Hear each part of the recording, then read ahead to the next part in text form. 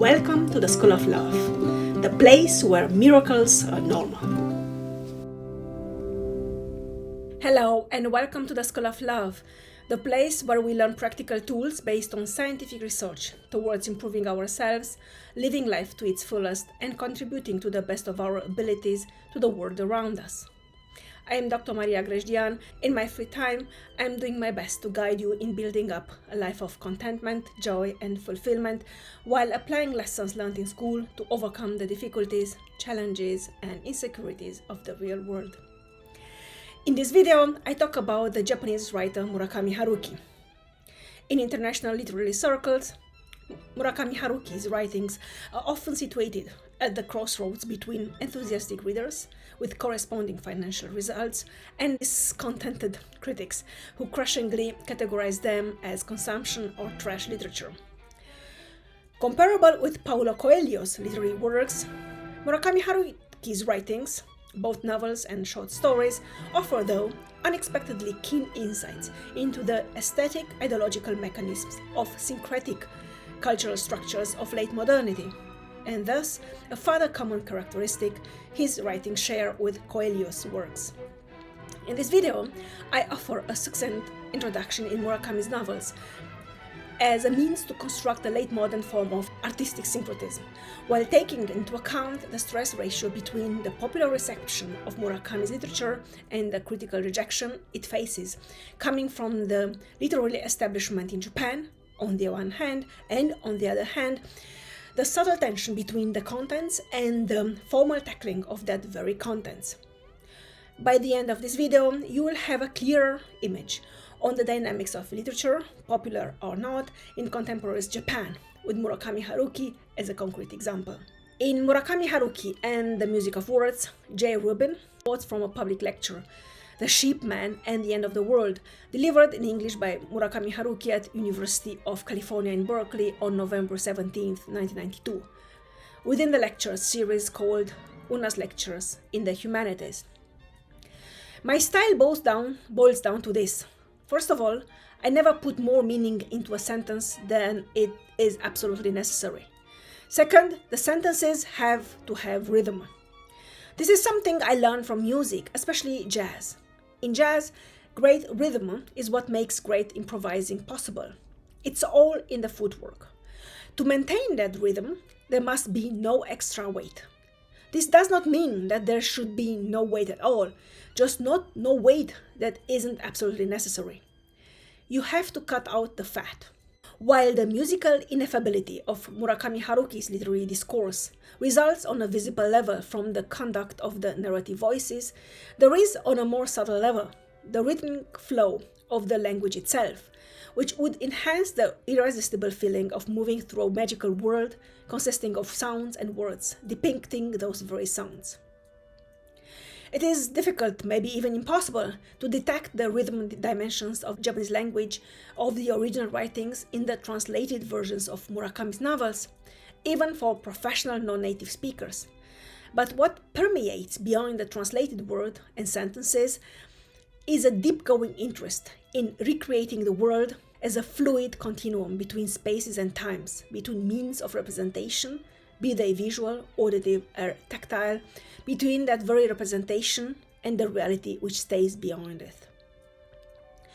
Moreover, the fact that Murakami refers to rhythm as the one comprised by jazz and the improvisation techniques required in jazz to submit a great music, it might be interpreted as his way of moving away from classical Japanese music, such as gagaku or ancient court music, shomyo or Buddhist chant, or even joruri, which is classic music played in bunraku or Japanese classic puppet theater, with their lack of rhythmicity conducive to an immersion into the fluid state of mind and spirit, towards a faster-paced musical world with a clear rhythmic differentiation, such as the Western tradition, as theorized and established by hundreds of years of quest and progress. It might be this combination between an Eastern sensitivity to phenomena, addressing the human reactions to what is going on outside of the human being itself, and their literary representation via a Western expression mode such as the jazz-inspired rhythmic structuring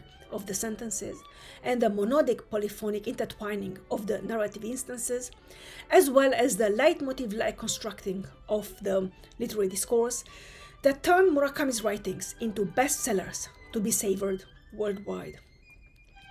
The alternation between what is comfortably perceived as Eastern and Western dichotomy or dichotomies, such as between Eastern vulnerability and Western cerebrality, between Eastern sensibility and Western rhythmicity, between Eastern melodicity and Western harmony, might be a further reason for Murakami's international popularity and financial success, beyond experts' derogatory comments and low evaluations. This juxtaposition of Western-flavored contents and Western-inspired forms reminds of another powerfully loaded juxtaposition of Eastern nothingness and Western being, as represented and deeply implemented by the Kyoto School of Philosophy and their members' efforts for overcoming politically charged polarizations and overgeneralizations. The Kyoto School is the denomination of a philosophical movement gathering several prominent Japanese philosophers who had chosen Kyoto University as their meeting place.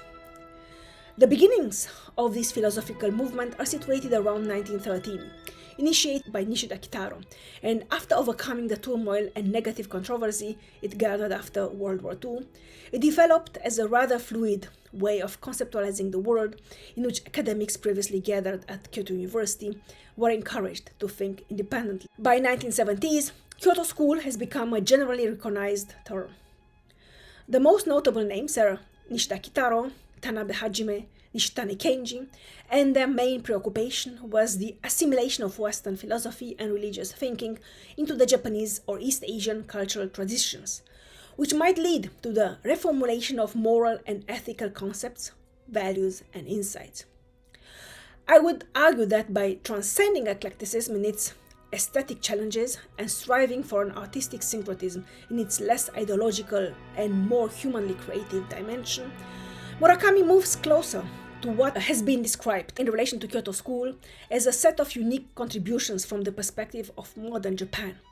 That is, from a Japan that remains fundamentally determined by its historical layers of traditional culture, at the same time as being essentially conditioned by its most recent layer of contact with the West, to a nascent worldwide dialogue of cross-cultural philosophy. Nishida Kitaro's absolute nothingness and Murakami Haruki's quotidian eye meet at the crossroads of elitist philosophizing and popular entertainment in their common cross-cultural legacy of both as a group of thinkers and as an individual intellectual who stands between East and West, and perhaps moved beyond them. Similarly to the Kyoto School, thinkers who are dedicated scholars of various fields and figures of Western philosophy, and yet at the same time, they kept one foot firmly in touch with their native East Asian traditions, those of Mahayana Buddhism in particular.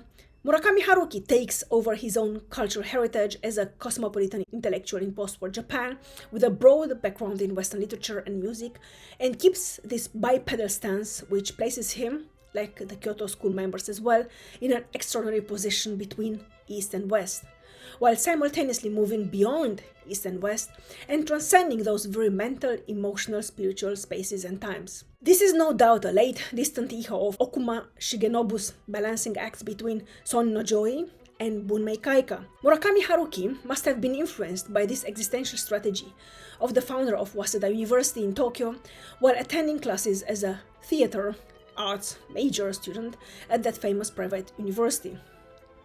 Son no Joi and Bunmei Kaika, usually translated as Revere the Emperor, Expel the Western Barbarians, respectively Western Civilization and Enlightenment, were two concurrent ideological movements in 1850s Japan, referring to the restoration of the emperor and thus ending the shogunate system, while still keeping the country in its self-imposed segregation policy or sakoku, which had lasted since 1603, respectively opening the country to ideas and technological and scientific developments and products coming from the West, specifically Europe. These two movements will eventually, in early 1963, subside into a reactualization of the pre-modern slogan Wakon Kansai, translated as Japanese spirit or roots and Chinese knowledge technology, known as Wakon Yosei, translated as Japanese spirit and roots, and Western technology, and knowledge. This was coined by Yoshikawa Tadayasu in Questions and Themes of Progress, or in Japanese Kaika Sakuron, from 1867. Essentially, Japanese modernity, based on the Wakon Yosai slogan, is a combination between militarization, as expressed in a further slogan, Fukoku Kyohei, translated as rich state, strong military, originating during the Warring States period in ancient China between the 5th and the 2nd century before Christ, and industrialization, as reflected in the slogan Shokusan Kogyo, which translates as promotion of production and industrialization. It has been actively leading, as keenly observed in the past 10 years, and particularly during the former administration of then Prime Minister Abe Shinzo, from 2012 until 2020, to the strategy of Wakon Wase, which translates as Japanese spirit roots and Japanese technology and knowledge, which might be regarded as the Japanese version of cultural imperialism, probably the only one able to oppose the all-encompassing American cultural imperialism, also known as soft power, in the triad of hard power, soft power, smart power, or in Japan's case, cool Japan. Ultimately, it might be true that the threads of the Greco-Roman, Judeo-Christian, Euro-American traditions and cultures are woven tightly enough together to warrant provisionally and in certain contexts, speaking of the West. It is also true the East may be a less tightly woven set of traditions and cultures, especially from the perspective of India, which of course did not appropriate any Chinese tradition the way China appropriated Buddhism. From Japan's perspective, however, especially from a Japanese Buddhist perspective, which intimately weaves together Indo-Sino-Japanese threads, it may indeed make sense, provisionally and in certain contexts, to speak in terms of the East. Murakami's literature, playful, commercial, contradictory, volatile, disturbing, and still somehow helpful, validates this statement, while challenging its rules and boundaries. As one of the more enthusiastic reviewers of his literary legacy wrote, in his own world, a realm of jazzy constructions and rhythmic reveries. Murakami Haruki's novels, his characters and their endeavors are slowly bringing into being a different voice within the literary establishment, by implementing a new form of creative consonances, dislocating East and West more than ever before, both in terms of contents originating in Japan and from Japan spreading worldwide, and in terms of mediatic representation occurring in that direction, which encourage change to emerge from within the system, not from outside of it. In Always on the Side of the Egg, his acceptance speech of the Israel Award for Peace in Jerusalem in 2009, Murakami stated, "Between a high, solid wall and an egg that breaks against it, I will always stand on the side of the egg. Yes, no matter how right the wall may be and how wrong the egg, I will stand with the egg. Someone else will have to decide what is right and what is wrong. Perhaps time or history will decide. If there were a novelist who, for whatever reason, wrote works standing with a wall, of what value would such works be? What is the meaning of this metaphor? In some cases, it is all too simple and clear. Bombers and tanks and rockets and white phosphorus shells are that high, solid wall. The eggs are the unarmed civilians who are crushed and burned and shot by them. This is not all, though. It carries a deeper meaning. Think of it this way. Each of us is, more or less, an egg. Each of us is a unique, irreplaceable soul enclosed in a fragile shell. This is true of me, and it is true of each of you. And each of us, to a greater or lesser degree, is confronting a high, solid wall. The wall has a name. It is the system. The system is supposed to protect us, but sometimes it takes on a life of its own, and then it begins to kill us and cause us to kill others, coldly, efficiently, systematically. However, his literature shows a different path. It is the path which leads towards the very core of the system, so that once arrived there, the individual can start to change the system, and thus to purposefully impact the world, using the very tools which enabled him to get there in the first place. It is a powerful metaphor, speaking of all the possibilities buried within the human fear of challenging the system from within, which is too often labeled as jadedness or comfort zone. Highly admired in the West both by literary critics and by the broad readership, Murakami Haruki seems to represent the very epitome of late modern artist in his idiosyncrasies undermining the solidly implemented image of an intellectual celebrity.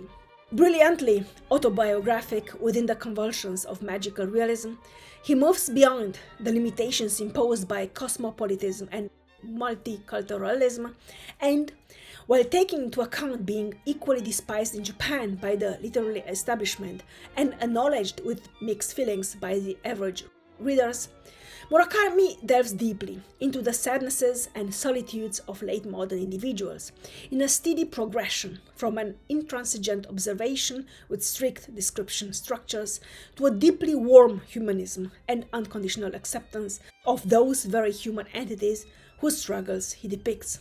Moreover, within this gradual development towards the abysses of the human nature, Murakami discovers common elements among the alienated loners of his literary works, and by instilling the rhapsodic tenderness of unheard sounds into the literary construction of his novels, short stories, memoirs, he brings to life cross-cultural simultaneities, which dissolve social categories, economic stratifications, and political polarizations, as well as geographical conventions.